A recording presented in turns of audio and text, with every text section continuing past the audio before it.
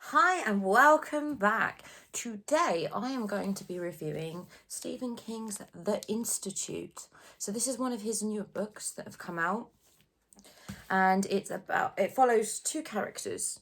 First of all, you follow this chap called Tim, who's an ex-cop, and he's trying to make his way up to New York I think he's from Florida, and he ends up in this small town. Now, is he going to stay there? Is he going to go? Is he gonna stay or is he gonna go? Do. You don't know. And it's kind of following him and his life. You get to really know him as a character. And then it jumps to this other chap who's a boy called Luke, who's a child genius, who also has a little bit of telekinesis. One night, he gets kidnapped in the middle of the night, and he wakes up in this institute that do experiments on children with telekinesis and telepathy. He has to get lots of things called shots and dots, and it's not very pleasant, and it's a matter of, is he going to get out, is he not? That does sound a bit familiar. I'll tell you why. This kind of thing has been done quite a lot. That's why I was so shocked, because I have such high expectations of King and everything that he releases. I was a bit shocked that he was doing something that's been really done. Of course, he puts his own good twists on it, makes it kind of King-esque.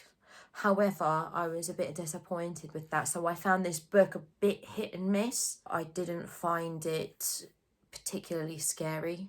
A lot of his books are quite scary, and it wasn't. And I think probably my teddy's a bit disappointed because I didn't go to bed cuddling him scared. So I was waiting to be freaked out, but it wasn't. I think what King tended to focus more on was, I guess, your animalistic instincts of wanting to protect these children, and kind of how you feel insulted by what these people are doing to the children. And he kind of really plays on those particular type of emotions. And one of the things that I found really, really good about his characterizations was how, you saw things through the children's eyes. And that's really quite a difficult thing to achieve, especially if you're jumping from an adult and, their perspective on things to then jumping with a child and their perspective, how they look at everything different. And I thought that was a really, really good contrast. And it was also a constant reminder of the fact that these are children that are being kidnapped. These aren't adults, and it kind of adds this extra layer of kind of discomfort when you're reading it, and offence, if you will, at what these people are doing to the children. I found as well that I could put it down, which I don't usually find too often with his books. It wasn't like reading and my kid comes up to me, oh mummy, I've hurt myself, crying. Yeah, there, it'll be all right. Stop crying, it'll be all right.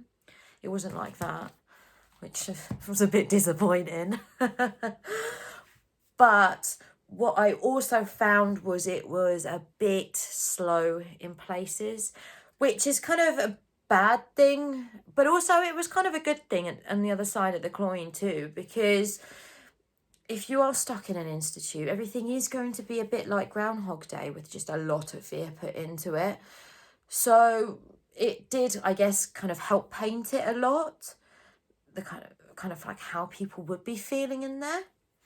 It was very cleanly done as well. And I really liked how King set it up so you have a lot on this Tim bloke, the ex-cop, and then you had a lot on Luke and the other characters within his little world.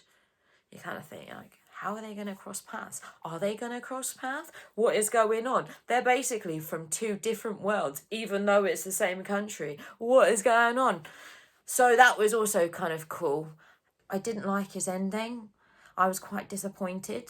I found where I think he kind of cleared it up and finished it well before the last chapter, or a couple of chapters that they were just kind of almost like an afterthought. It felt like trying to explain why things happen the way they do, but I don't think it was done very well.